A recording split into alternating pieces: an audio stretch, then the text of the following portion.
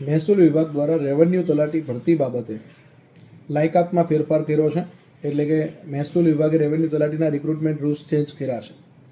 અગાઉ પણ રેવન્યુ તલાટી બાબતે જ્ઞાન લાઈવ દ્વારા મારા દ્વારા તમને માહિતી આપવામાં આવી હતી કે ભાઈ હવે ભવિષ્યમાં રેવન્યુ તલાટીની ભરતી આવવાની છે અને એ ભરતીમાં સ્નાતકની લાયકાત થવાની છે.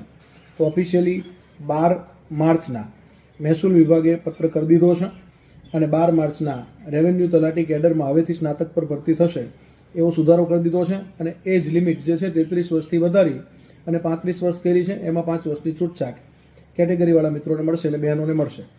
અને અગાઉ જ્યારે આપણે રેવન્યુ તલાટીની માહિતી આપીને ત્યારે ઘણા બધા મિત્રો એવું કહેતા હતા કે સાહેબ આ રેવન્યુ તલાટીની તો કેડર જ રદ થઈ ગઈ છે, આની ભરતી તો આવવાની જ નથી, અમે તો આ વિભાગમાં પૂછ્યું હતું ને અમે તો આ જગ્યાએ જઈને તપાસ કરી હતી તો કોઈ એવું કીધું નહીં કે સાહેબ આ રેવન્યુ તલાટીની ભરતી આવવાની છે.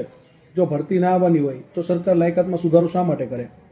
બરાબર. અને ભરતી આવવાની હોય એ માહિતી કોન્ફિડેન્શિયલ હોય છે. અમુક માહિતી સરકાર જનરલી ડિક્લેર ના કરે, તમામ લોકોને ડિક્લેર નથી થતી હોતી કે અમુક માહિતી છે એ સરકારમાંથી ના મળે. અગાઉ જ્યારે સીસીઈની ભરતી આવવાની હતી ત્યારે પણ આપણે જ્ઞાન લાવી સૌ પ્રથમ કે ભાઈ તમારા માટે સીસીઈની રિક્રુટમેન્ટ આવવાની છે, સીસીઈમાં જગ્યા વધવાની છે. તો એ વખતે પણ તમને અહીંથી માહિતી આપેલી હતી કે સીસીઈમાં જગ્યામાં વધારો થશે. 2025માં સીસીઈ આવશે એની પણ માહિતી તમને એડવાન્સ આપેલી હતી. એટલે કે જે રિક્રુટમેન્ટને લગતી ફાઇલ અંગે જો માહિતી અહીંથી અમારી પાસે ઉપલબ્ધ હોય ત્યારે અમે તમને માહિતી આપતા હોઈએ છીએ કે ભાઈ આ રીતની ભરતી પ્રક્રિયા ભવિષ્યમાં થવાની છે, આ રીતના સુધારા થવાના છે.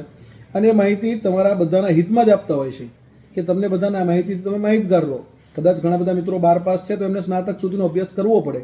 ભવિષ્યમાં તમામ ભરતીઓ સમજો તલાટીની ભરતી હવે પંચાયત તલાટી તે ગ્રેજ્યુએશન ઉપર આવવાની છે, બિન સચિવાલય ક્લાર્ક છે, ઓફિસ આસિસ્ટન્ટ છે, આપણી રેવન્યુ તલાટી છે, કોન્સ્ટેબલ સિવાયની તમામ ભરતીઓ ગ્રેજ્યુએશન ઉપર થઈ ગઈ. એટલે ગ્રેજ્યુએશન સુધીનો અભ્યાસ કરવો જરૂરી બને છે. જય હિન્દ, જય ભારત, જય જય ગરવી ગુજરાત.